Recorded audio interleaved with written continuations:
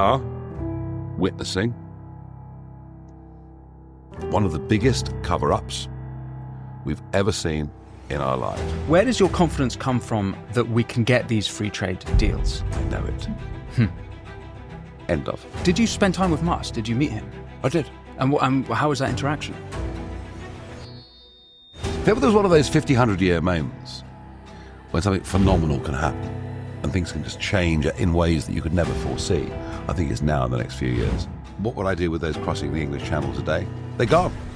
Deport immediately. And this is where it's so difficult to have any sane national debate about anything. You know, the nuanced argument is... Practically speaking, how do we save free speech in Britain? On Southport, all I can say to you right now is they're terrified of us. Both Labour and Conservative are absolutely scared witless over our potential. The silent majority know something is wrong. Know our country is going downhill. Know we're in societal decline. Know we're in economic decline. They want it turned around. I ask, if you want to support the show, all you have to do is press like and subscribe. If you press like and subscribe, I can have more phenomenal guests like Nigel Farage discussing the issues that you want to hear about and that the mainstream media won't touch. But without further ado, Nigel Farage. Nigel Farage, a pleasure to have you on the show. Welcome, and thank you so much for taking time out of your unbelievably busy schedule to speak with me. They've been busy days, dear boy. Busy days. But maybe coming and talking to you is a chance to be a bit more reflective about the last week or two, which up until now I have not had the chance to. Well, I'd like to talk about what's happening in our country, but there's, unbelievable state of the country, and even this morning I hear more about people being locked up for streaming on TikTok. But before we come to that, you've been at Mar-a-Lago. I know. I want to know what it was like. So great. It was amazing. There were two events took place on the night. There's the public event that you see, which was when Trump came on the stage with the family and, close advisors and gave the speech and a couple of thousand people in the crowd. And for some reason, the global pool camera fixed on me for 2 minutes talking to a blonde girl. I mean, I'm not guilty, I promise. But the event before was the really interesting one. That was in Mar-a-Lago. And that was Trump, friends, family, donors, respected Mar-a-Lago members, a few guests. I think I was the only British person in the room. Really? Wow. Is that where the photo of you you're in a sort of throne next to? No. It wasn't taken there. But it was a very private event. There were no cameras, no press reporting. It was just a private watch party, and that was amazing. And I was I'll be honest with you, I was very honoured. Yeah, to be there right at the very heart of it as it was happening. Such a historic period. Extraordinary. And I was very bullish. I've been in Pennsylvania that morning at 7 a.m. At the other rally? That was the day before, but I stayed in Pennsylvania and I went for the opening of polls on the edge of Scranton just to talk, and spoke to loads of people coming out. And I was so bullish. I was so bullish. Just people saying, there are more Trump signs on lawns. Yeah. He's not the bogeyman that he was. The rest of the room at Mar-a-Lago to begin with was, I would say, cautiously optimistic. But as the whooping and hollering began, North Carolina, whoa, all that sort of thing. And Trump just sat there chatting, having an ice cream, totally relaxed. Really? I mean, talk about cool dude. Yeah. I mean, he's something else. It was an amazing event. I think in terms of election victories, I don't really think I can think of a bigger one in my life. He's won it. He's got the lot. The lot. Queen Suite. He's Popular got the vote, lot. Supreme Court, House of Representatives. He had a Senate. He has a mayoral majority, a state legislative majority. It's unbelievable. It's a royal flush, Yeah, exactly. Yeah. So to have been part of that there was amazing, and I don't know, the personal kindness with which he treats me is just extraordinary. Yeah. He gave me a shout out the day before at the rally. Well, what have I got to do with it? But so no, listen, very honoured to be there. A serious piece of history. America now enters into a very exciting period. His picks are happening at the moment. everyone's shocked he's picking loyalists. Really? Wow, isn't that surprising? Because last time round, I mean, in 2016, when he won, I was in Trump Tower a couple of days afterwards with Aaron Banks and one or two others, and we were the first foreigners to meet him after the election. What was clear in 2016 is they were stunned to win. They didn't think they were going to win. Ah. And they weren't prepared for what was to come. They weren't prepared to govern. They didn't understand the apparatus of state. These were sort of Bannon, Kellyanne, Conway, Trump, these sort of the wild men from the hills in Washington terms, and they came in. And he finished up with a lot of people around him who were never supporters. He has got the power of patronage over at least 3,000 positions. And they've been working on this for over a year. This is going to be very, very different. Yeah. And he views loyalty as the most important thing. Now, some will say it's fealty, but it's loyalty. And by the way, I'm the same. I'd rather have someone work for me who's slightly less intelligent than somebody else if they're trustworthy and true. And if a handshake and a look in the eye is good enough, my word is my bond and that kind of thing. So Trump is clearly, what you're seeing publicly are the big positions, the cabinet-style positions that are being filled, and in the next few days, the ambassadorial. But there's an awful lot more people going into different departments who will be part of Project Donald. So we're in for, it'll be almost like Argentina. Yeah. This is going to be a very, very exciting period. Musk, of course, fascinating. The new Doge department that's been set up. We could do a one here. And so all of that was great. My reflections on the election are that there were two coalitions. One was an electoral coalition, growing Hispanic voters, growing black voters, even some imams. Well, he won the Muslim vote. He didn't win the Jewish vote, but he won the majority of Muslims. Because he believes in family values, and I mean, he may not be a perfect example himself of all of them, but a remarkable... None of us should push too hard on that one. But don't want to betray his loyalty. No, but you know what I mean. Yeah. But a coalition of voters that was put together, where he was up in every sector. Young men, imam, and remarkable. But the other coalition that I don't think has been given enough credit is, whilst he was head and shoulders, of course, above everybody else in the campaign, in the end, when he voted Republican, you saw the big guy. But you also saw on one side Robert Kennedy Jr. representing a strain of thought that I must admit I've become more and more tempted by as time's gone by. On Big Pharma, on prescription drugs, some of which have been recommended to me that I've pleased to say that I've rejected. I'm not anti-vaxxer or anything. I'm just saying I do think the way that sort of over half the population are on prescription drugs really worries me. And then you got Musk coming in, with the energy, the enterprise, the platform. And so I think voters saw, maybe Tulsi Gabbard was part of that picture as well. And what you saw wasn't just Trump. What you saw was Team Trump. Yeah. And that was clever. Yeah, exactly. And I wondered, looking at that, whether you might want to emulate that for reform. And it's because it's actually, Trump... perhaps similarly to you, is he's very popular, but the more popular he is, the more unpopular he is. So you're one of the most popular politicians in Britain, but just as you're more successful, you gain unpopularity on the other side. And his Who cares? Who cares? Well, I wonder if Trump could have won without that coalition of people. Well, look, the point I'm making is the coalition was clever. Yeah. And you rather agree with that. Reform, it's funny, when I set the Brexit Party up to fight the 2019 European elections, all people saw was me. But that didn't matter. It was a European election on a botched Brexit, and I was a crusader for a cause with people around me, but that all they saw was me. The one-man band. Didn't matter. For a crusading cause, it did not matter. If I was the Billy Graham of the Eurosceptic movement or whatever I was, it didn't matter. Now it matters hugely, because as we go into the next election in 29, or if there's a financial crash before, it's no good them just seeing me. They have to see a team of people.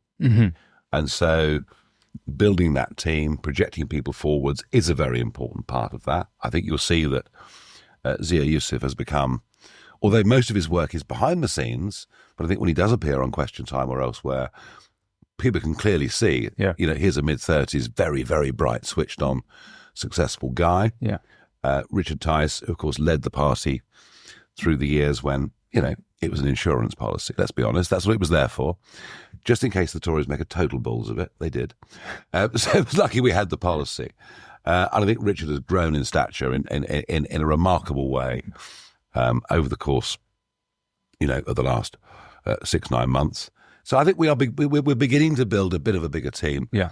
Do I want it to be bigger still? You bet your life I do. Yeah. Am I working on that? Absolutely. Yeah. Can I ask you, I want to carry on talking about America a little bit. So did you spend time with Musk? Did you meet him? I did. And how was that interaction? I did. Because he's always talking about England. Like on Rogan, he's tweeting constantly about the free speech issues. Introduced to him by the big guy, who was astonished that I didn't know him. I thought, you don't know Elon? I did meet him. Interesting. I've met some of these big fellas in the past that have set up tech platforms and are multi-billionaires, and very often they're a bit odd. They kind of have to be to do what they've done. Musk was remarkably normal. Really? Yeah, remarkably normal, affable, personable, amusing, opinionated but passionate. And I asked him, why is it that you seem to have this extraordinary interest in our little group of islands? Yeah. On the other side, I didn't quite put it like that, but you know what I mean. And yeah, it was like there's an emotional attachment. That was his response. Well, he didn't use the word emotional, but the words that he used were emotional, in that he said, "Well, you are the mother country of the entirety of the English-speaking world. It really matters." Not what I expected. Huh. Wow, that's not what I expected. And the level of knowledge he had, unbelievable, on everything. Farmers, what was proposed in the budget, capital gains, more broadly, Southport, what really happened. Yeah. And why have you got the blame, Nigel? And all. I mean, no, his level of knowledge was incredible, and he's clearly got one of the quickest brains that's ever been built. I mean, it just is amazing. He's on that and he's following everything.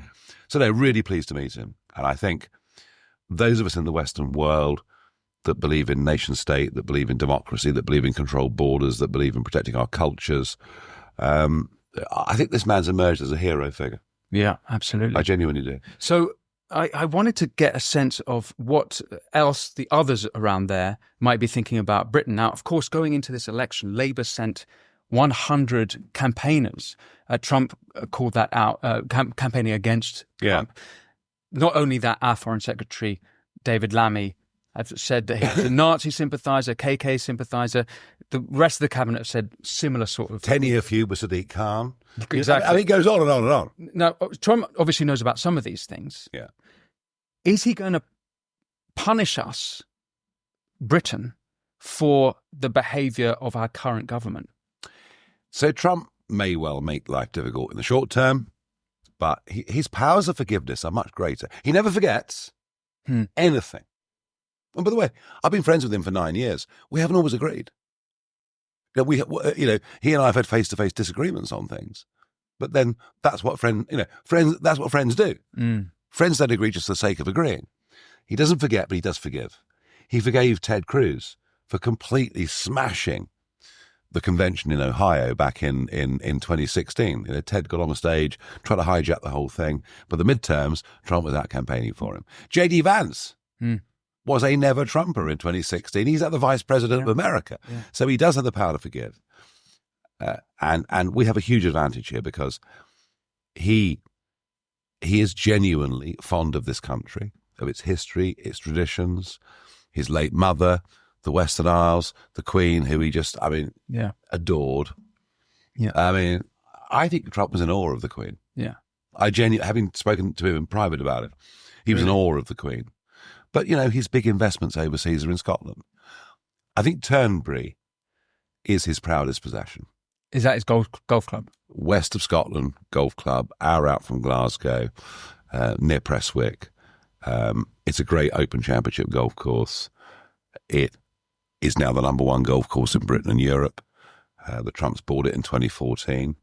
He's changed and improved 14 of the holes. He is dissatisfied with it being the best golf course in Britain and Europe.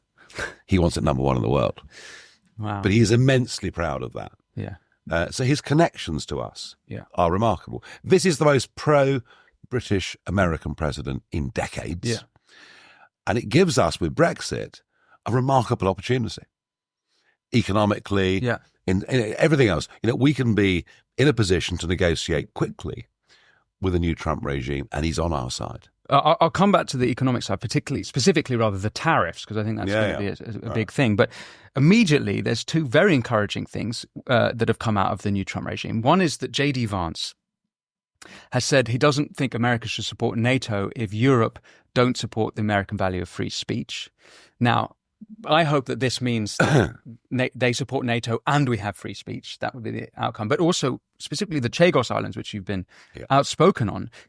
I believe that yesterday came out saying that the Trump administration are not happy that Britain would be giving up Chagos because they have their base at Diego Garcia, the biggest island, and in Mauritius having the island, they are friendly with China. It would basically... What? One by one. Yeah. The whole point of NATO in the late 1940s is here was an alliance of states that believed in liberty, democracy, freedom and free speech. Trump's big gripe has been, of course, they've not been paying the 2% membership fee. He's absolutely right. That, of course, is taken by those that choose to willfully misinterpret his words. Trump's going to leave NATO. We're going to be on our own. We get former foreign secretaries, hysterics in The Guardian. No, Trump's committed to NATO. He just wants to see the members playing fairly by the rules. In his first term as president, European countries did up their spending. Not enough, but they did up their spending. Chagos, I mean, this is extraordinary. And I said to Lammy 6 weeks ago, the Foreign Secretary, in questions in the House of Commons, I said, why on earth are you doing this deal 6 weeks before, or 5 weeks before it was, an American presidential election, when it may well change to a different regime? And yesterday in the House, the Speaker called me for an urgent question after Prime Minister's questions, when I talked about Chagos. And the government line still is the Americans support this because it gives us security. It gives us better security for the base because of a spurious ruling that has no legitimacy, no legal force, that comes from the International Court of Justice, part of the United Nations, and it's an advisory motion. But, of course, Lammy is so keen to show that we've decolonised. That's what you think the motivation behind it is. That's what all it's all about. Yeah, of course yeah. it is. No question about it. Now, Steve Bannon, I spoke to Steve Bannon last week on War Room, and Steve's a former US naval officer, and I sort of took this story to his audience, and he said Diego Garcia is the most important island in the world for America. Really? Yeah. Why? Can you explain why? Because it's the only place in the Indian Ocean where people can refuel, etc. It's got underwater facilities, it's got naval facilities, it's got flight facilities. Without it, the Gulf War, forget it. Without it, the Iraq War, forget it. Without it, Afghanistan, forget it. Okay. And whatever the merits or demerits of all those military encounters, the fact is it was there. All America has in the East is that and Guam. But actually, Diego Garcia is key to the whole thing. So can Trump end that deal? Well, legally, no. It's up to us, and if a British government signs a treaty and the King gives it assent or Parliament passes it in the form of a bill, there are two ways of doing it, or a hybrid. Legally, Trump can't veto it, but actually, yes, he can. And Labour yesterday, in their response to me, was still sticking to this line. And as I said, really? I said the incoming National Security Advisor, Mike Waltz, rebelled in 2022 on this, when the Right Honourable James Cleverly from Braintree, I mean, talk about... Anyway, you make your own minds up. He started the negotiations on the sovereignty of the Chagos Islands. And now they stand up and say, isn't it terrible? They're not credible on anything, these people. He has said, Waltz, that giving up sovereignty over Chagos is akin to the Biden withdrawal from Kabul. His position's clear. The new Defence Secretary, Pete Hegseth, Fox News presenter, friend of mine, his position is exactly the same. We know what Trump thinks. This whole sovereignty surrender is unnecessary. There is no force of law behind it. Mauritius has no legitimate legal or historical claim to Chagos. The Chagosians don't want it. Yeah, they've been protesting here. They don't want it. Yeah. Because when they were forced out by a Labour government, do you get the guilt? It's coming back here. They went to Mauritius. They were treated with huge racism. They came to Britain. They want to go back to the neighbouring islands under British rule. I think that Lammy has engaged in a form of student politics that will blow up in his face. So let me ask about tariffs then. Trump's favourite word is tariffs, or so he said to Joe Rogan. That might be good or bad for America. That's not a conversation I necessarily want to have here. But if tariffs are put up on British goods, that is not good for us. However, he does love us, so maybe he'll treat us different from our European counterparts, but he's not so necessarily happy about the Labour government. Look, Labour must make its mind up. Does it want to realign with the EU on everything, or does it want to use our independent status to do what we can? And I put that in a very neutral way. We can avoid tariffs completely. In fact, we can move on to a genuine free trade deal with the Americans, negotiated sector by sector. America is our biggest trading partner, national trading partner in the world. Far bigger than France, Germany, Italy. Yes, the EU as a whole is bigger, but remember this, 20 years ago, the gross domestic product of America and the EU was the same. They're now twice us. Yeah. Can you believe it? And the difference over the next coming years is going to be stark. This is why I call Brexit the Great Escape. We're getting out of sclerotic, debt-financed, low-growth models. Trouble is, since independence, we've pursued the same policies. But we can always change them. So, no, there's no need for us to be caught with this tariff regime. This can all be negotiated. I was horrified earlier this week to hear that Rachel Reeves was considering retaliatory tariffs. I mean, no. Oh, my goodness. No. And roll out the red carpet. Also, and I know this, going back years with Trump's close advisors, they're not against free trade. They're against unfair trade. They're against massive undercutting on wages. They're against massive undercutting on regulation. They just want free trade to be between two countries at roughly even levels, and thereby actually making both more competitive, making both more efficient, making both look for new solutions through R&D and everything else. So there's no need for us to be caught by this. But the Prime Minister has to see this. And my worry with Keir Starmer, I got several, but on this particular point, is he thinks like a bureaucrat. He doesn't think like an entrepreneur. And I'm not surprised. I'd be surprised if anybody on the front benches today thinks like an entrepreneur. An entrepreneur looks for ways through. An entrepreneur sees no obstacles because there are always ways around them or through them or under them or over them, whatever it is. I tend to think that old-fashioned socialists think in very, very narrow tram lines. And, what we've got is a government that is much more socialistic, I think, than we would have believed on the July the 5th when the results all came through. Certainly, the Reeves budget seemed to be ideological in many ways. So we have these great divides now within the country, the divide between the public sector and the private sector.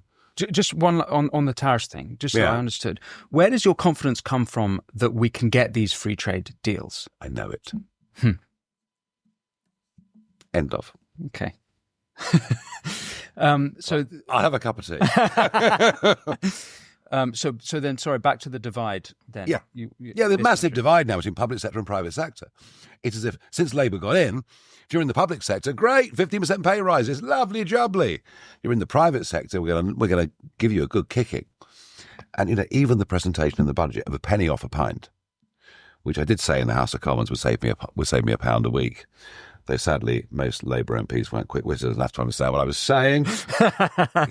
Or buy 500, get one free. Actually, the price of a pint of beer will go up between 5 and 10 pence a pint as a result of the budget because of increased minimum wage, because of national insurance, etc. And the budget, basically, it is small employers that are paying the cost of the budget. Mm-hmm. That's what it really comes down to. And there is little comprehension of that. I see a massive divide between the two,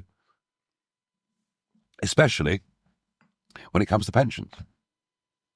Your private sector individual, particularly self-employed, sole trader, small business director, they increasingly are not putting money into private pensions. They can't afford to. Whereas your public, the chap in Whitehall can, doing his 4-day week, if you're lucky. It's a massive divide in this country. Yeah. So there's one thing I want to pick up on is sort of the culture of Britain compared to America. Because I was in the States as well for the election, and it was so different from 2016. For the election itself, I was in New York, but in the preceding 2 weeks, I was in California, Texas, Florida, all over. But what was really different was that the zeitgeist had changed. Because even when he won in 2016, it was not okay to even discuss in Trump. This time, in New York City, in Manhattan, I saw young people wearing MAGA hats. Yes, a pal of mine, great pal of mine, drinking friend really, but great pal of mine said he walked through Central Park on, a few days after the election, on a Saturday, wearing a MAGA hat. I said he was amazed. Yeah. Young blokes coming up doing fist bumps. Yeah. Things have changed. Yeah. That's what I got in Pennsylvania that morning. There are more signs on the lawns than there were before. Yeah, there is a big change. But things are bleak here, right? So in comparison, you feel the heaviness as soon as you return back to Britain. Now, I know that Starmer only had 20% of the electorate for his victory, but 67% of young Brits are sympathetic to socialism. Socialism is the most evil ideology that Europe's ever come up with, 140 to 150 million killed. Yeah. The entrepreneurs of Britain are leaving. 9,500 millionaires, according to one report. Oh, that was last year. That was 2023. Right. This year could be even bigger. So it seems that there's going to be a total brain drain, but I don't quite know how to turn the ship around in Britain. Well, a brain drain started by the Conservatives. Yeah. Who started the narrative on taxing unearned income? Jeremy Hunt, not Labour. What he meant, by the way, was risk capital. No, even the Conservatives have no respect for risk capital, and they can stand up at the dispatch box in opposition and now pretend that they believe in entrepreneurship. Now pretend they believe in all this stuff. Who is going to believe them? I don't. After 14 years of failure, I think that there is a possibility. Not yet a probability, I'll grant you.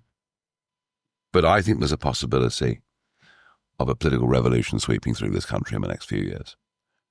I think this general election was the absolute nadir for the first past the post system, for representative politics. And when you want to see it in Parliament, I mean, it's a 90% Remainer Parliament. It's the most out-of-touch Parliament you've ever seen. I think by 29, there is a real possibility this can completely invert and change the other way. Yeah.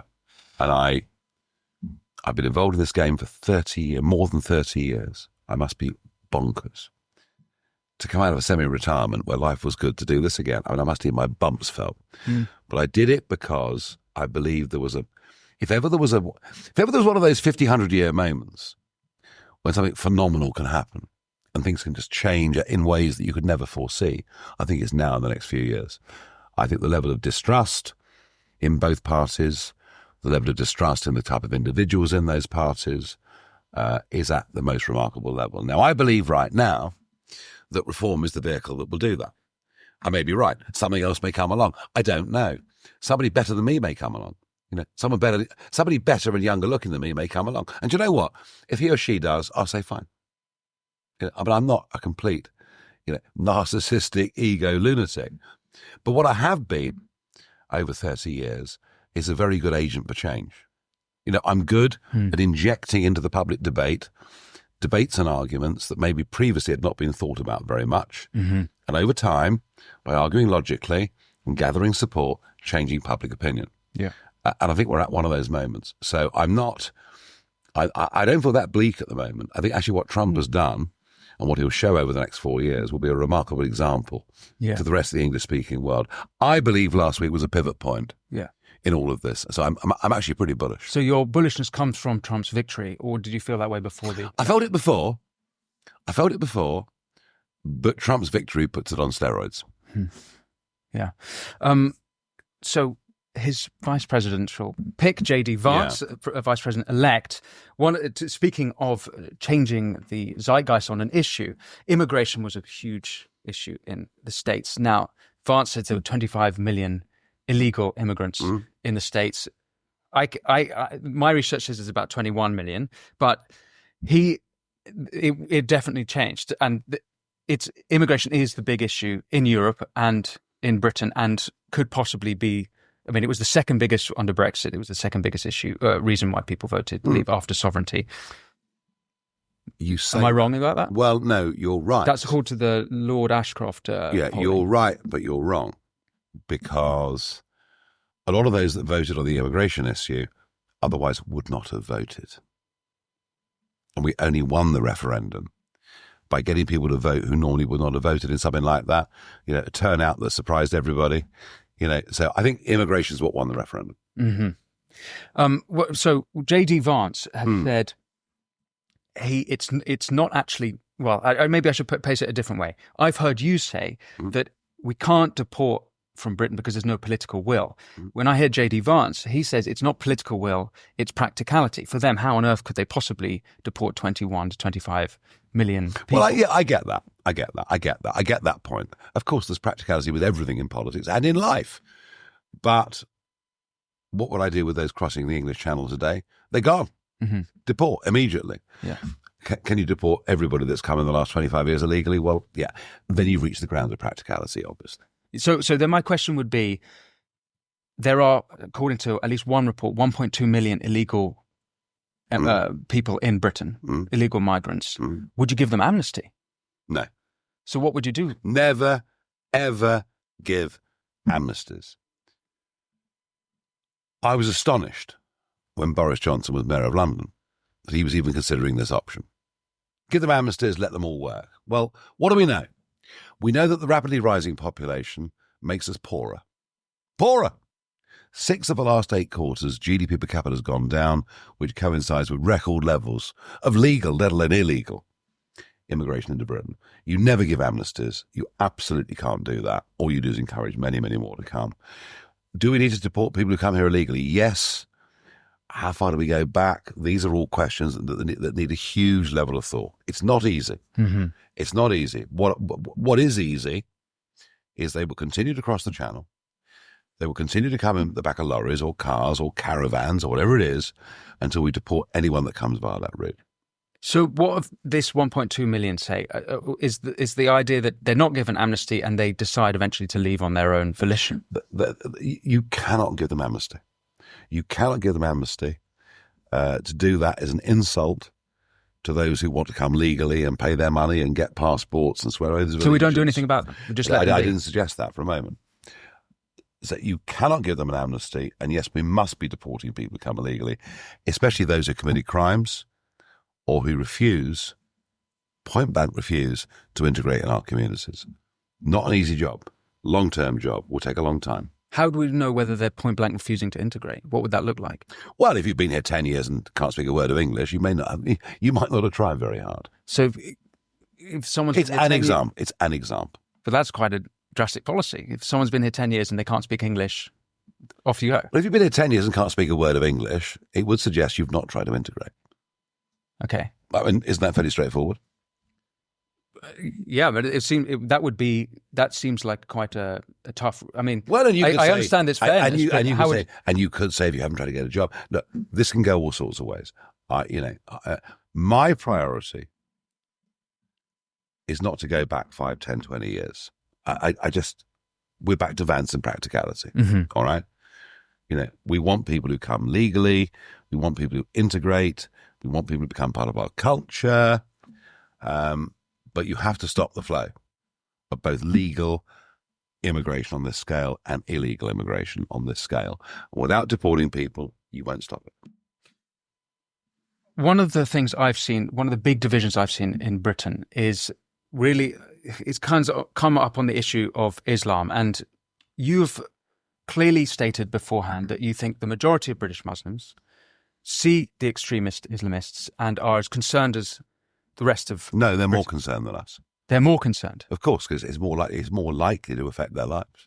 Okay, so I need I mean, if you're a Muslim family and the news is all about radical Islamists committing heinous acts, you're going to think, wow, my neighbours may well be prejudiced against me because I'm Muslim.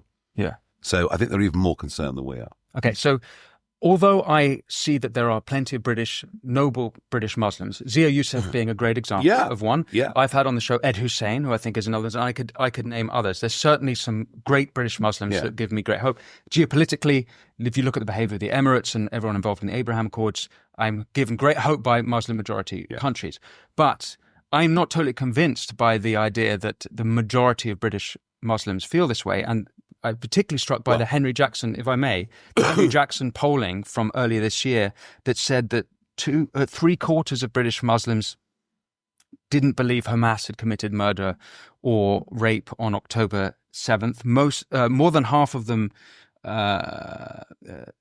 think that Jews have too much power, or rather, almost half of them think Jews have too much power in Britain. British Muslims have a more likely to have a positive than a negative view of Hamas. It seems to me that it's not the majority. The figures that I took from that mattered and that I used on Trevor Phillips' programme on Sky News that caused such consternation were that 23% of 18 and 24-year-old young Muslim men thought jihad was acceptable.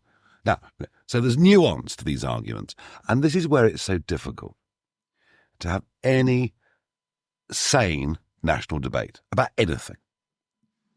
The nuanced argument is that there is a growing number of young Muslim males who loathe who we are.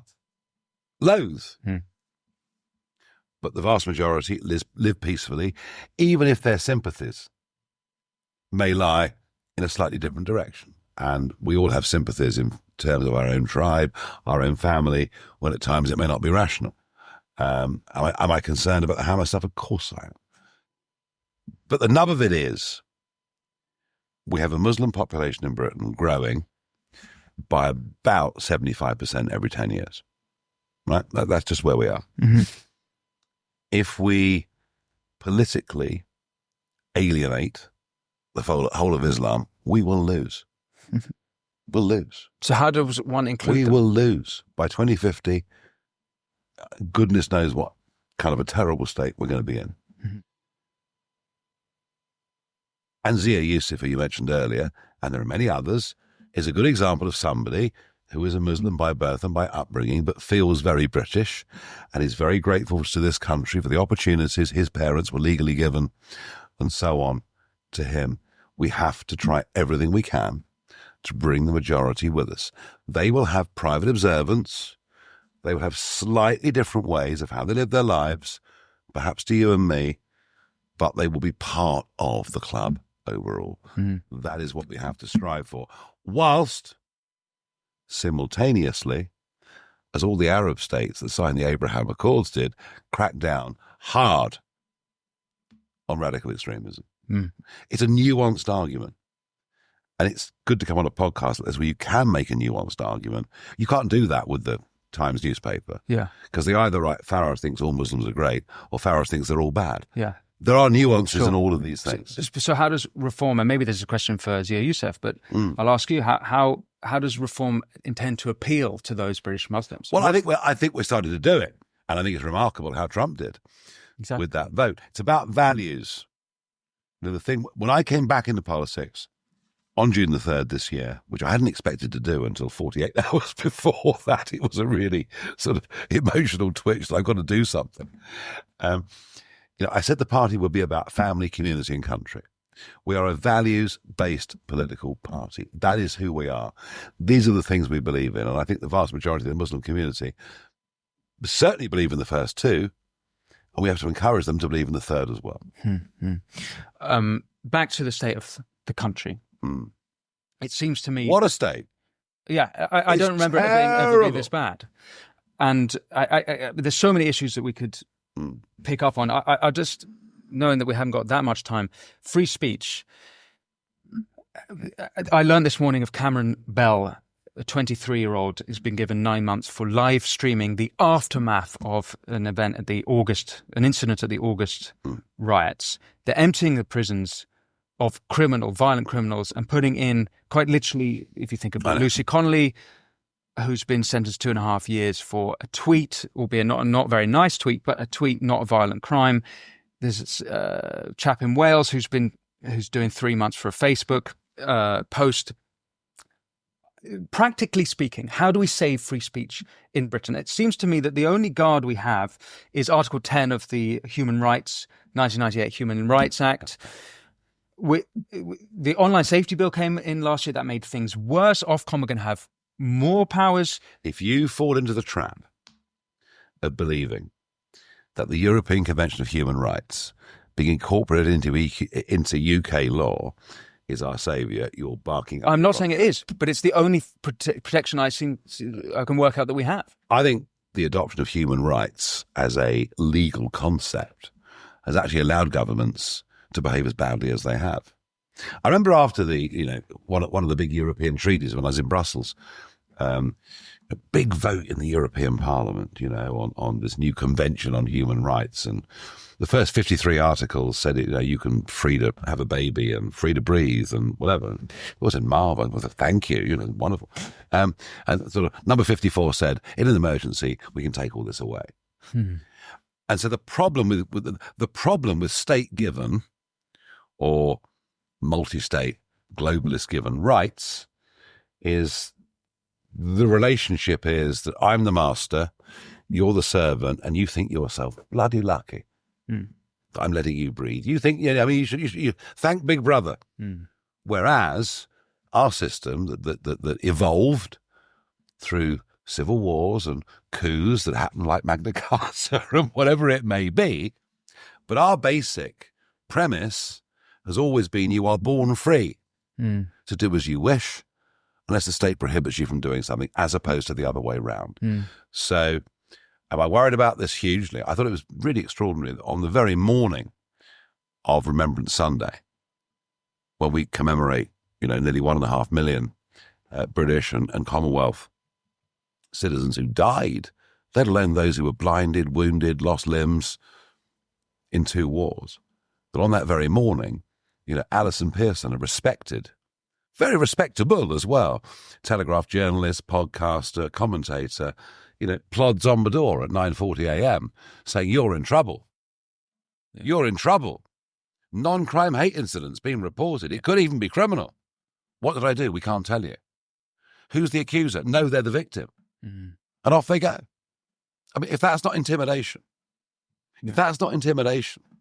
against, a public figure that speaks out, I don't know what is.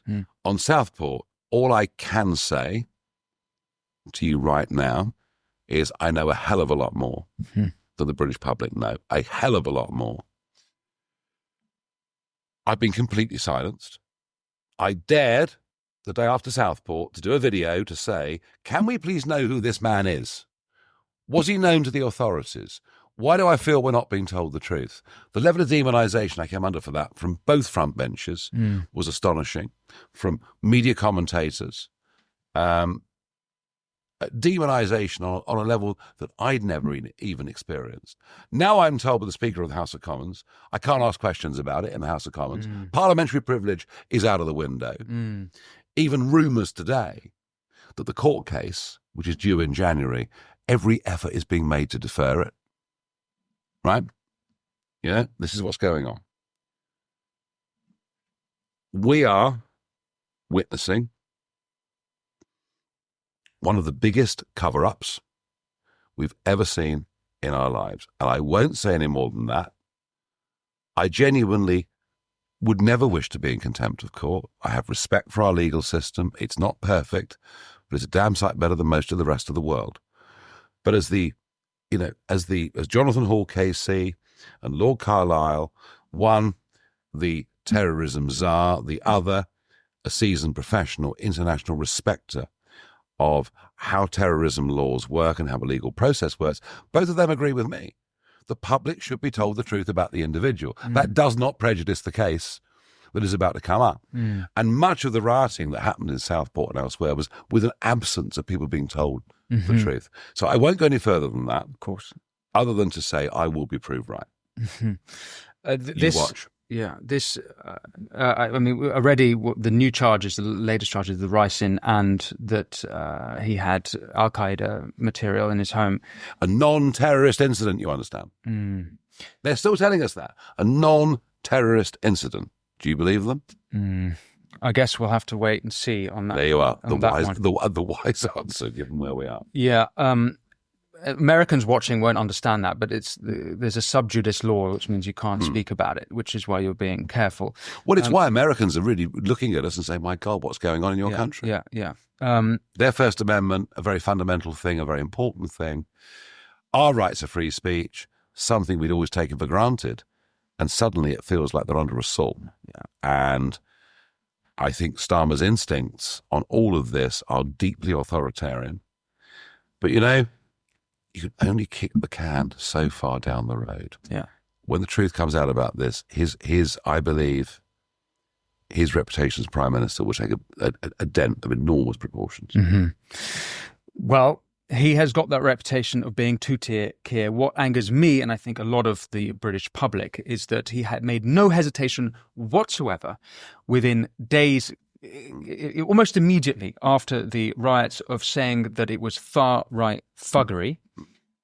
And now he's being unbelievably painstakingly careful not to prejudice. Now, when he said that it was far-right thuggery, that was before any convictions were made. So I would say, isn't that contempt of court? Yeah. As far as I...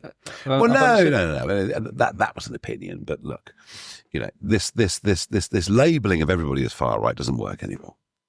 Doesn't work anymore. It's hollow. It's hollow. But we saw all of his instincts. And his regime of fear has worked. It has shut people up. People are really scared. People that I've spoken to in and around Southport, relatives of those who've been involved in some way, are all too scared to speak in public. Yeah. So he was effective. Yeah. His reign of terror, as it were, was effective, but it won't last forever. Yeah. He says there's no such thing as two-tier policing. Even Priti Patel says there's no such thing as two-tier policing. Is he wrong? It's two-tier. I mean, what's happened to the Manchester attackers? Back in July, before Southport, we get violent yobbery in Manchester Airport. Police are violently attacked. A policewoman has her nose broken. The police then regain control of the situation. All you see is a video of a police officer stamping on somebody. Well, of course he was stamping on him. He had a gun in his hand. If you've got a gun in your hand, you do not engage an assailant with the other arm in case you lose the gun. You use your feet or your knees or whatever other means. Because it looked awful because Manchester police didn't release the rest of it. It's almost like Manchester police were against their own officers. But because the assailants, you know, have a certain skin colour and a certain religion, we are now, in the middle of November, and the CPS have laid no charges. Compare that to what you mentioned a moment ago about the immediacy of the arrest and sentencing after Southport. If that's not two-tier policing, and two-tier justice under two-tier Keir, I don't know what is. Nigel, I'll ask you one last question because I know your time is unbelievably precious. And this is a positive question. You have carefully, I've heard you carefully before, avoid questions, or rather the link between being British and skin colour and ethnicity, which I think has been very smart because I see that rising on the ethno right, if you will, as coming up. And you say, no, it's about culture and it's almost software rather than hardware. And my question to you would be, what is it that makes us British? What is it that makes us English? Like, how would you define that? And I think it's probably, I ask a lot of people on this show and everyone gives a different answer. Yeah. But I think it's a really important question because let's say we've spoken about immigration, we've talked about Islam in Britain. What is it that unites us all? What is our common culture? I'll return to this theme. If you don't speak the same language, you're done. You're done. What about... Why is the London Underground in Whitechapel in a different blooming language? What's that all about? How does that bring us together? So you've got to speak the language. you've got to have some comprehension of the history, preferably, in the majority of cases, some shared sense of history.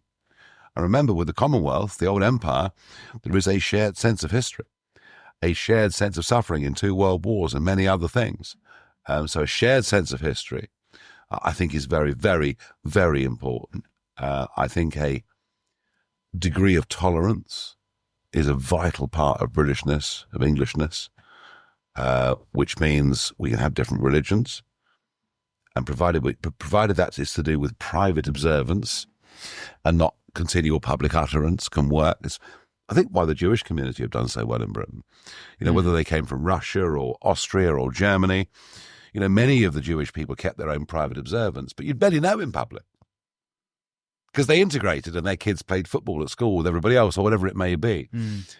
So I think there is that shared sense of the historic nature of who we are as an island, our level of tolerance towards each other, which I think has always been far bigger than perhaps anywhere else in the world. And ideally, once you're fully integrated, a ridiculous, nonsensical sense of humour.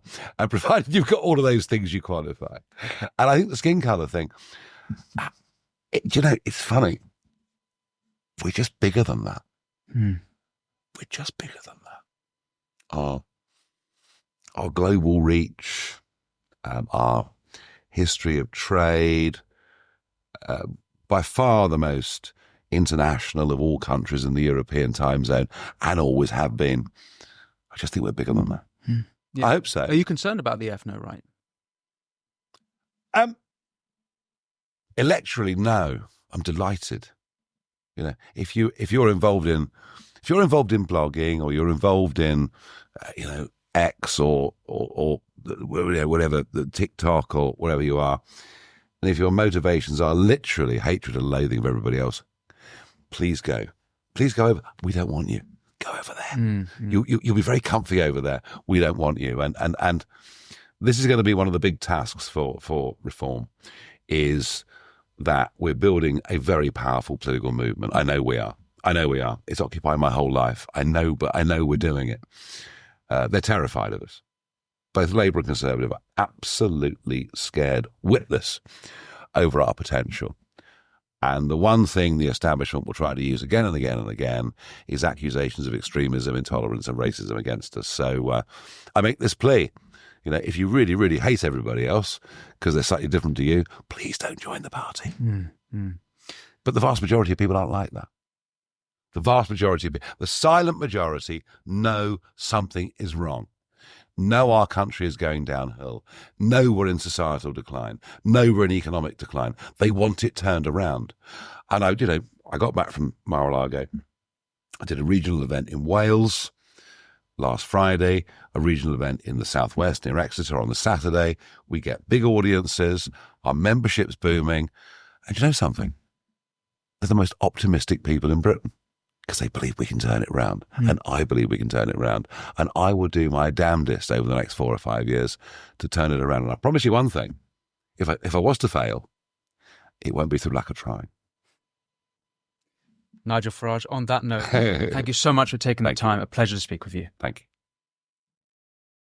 Thanks for watching The Winston Marshall Show. That was Nigel Farage. If you want to support the show, all you have to do is press like and subscribe. If you press like and subscribe, I can have more phenomenal guests like Nigel Farage discussing the issues that you want to hear about and the mainstream media won't touch. Until next time, though, be well.